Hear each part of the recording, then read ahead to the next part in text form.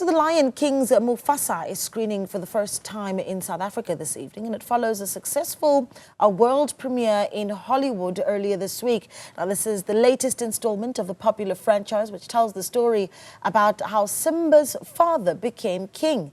AM reporter anchor Aldrin Sampear was at the premiere.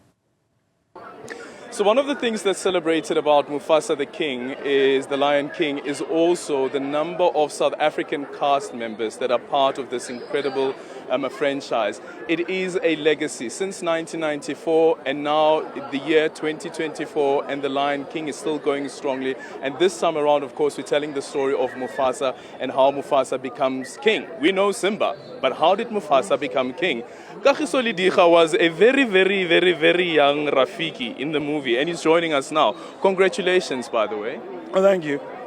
What did that call feel like? It was crazy, actually. It was during COVID. I remember it very clearly because it was the day that vaccines were made. You know, people could get vaccines, but I decided to go get a vaccine somewhere else. So as I was flying out, my friends were like, "Ha, look at us, we're getting vaccines and you paid all this money." So I was in Lamu in East Africa, and it was very patchy reception, patchy call, and my agent called me from the States and said, "Hey, you got this part."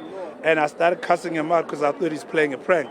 But because it was so patchy, you got it, Rafiki, yeah, so that's how I got it. So it was a really great feeling. Yeah.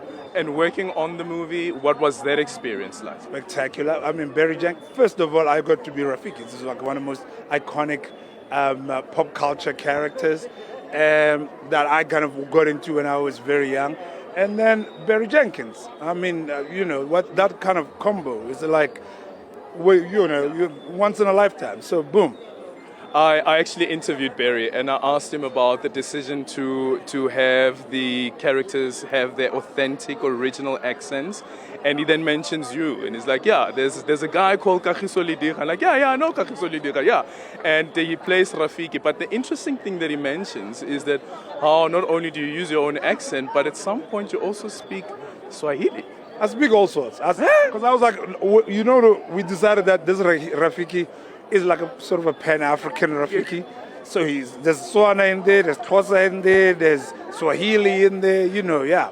So it's been a lot. That was a lot of fun. He also gave us a lot of freedom to kind of play with it, you know. Kagiso Lidikga, one of the renowned comedians here in the country, now part of the A-listers of Hollywood. Back to you in the studio.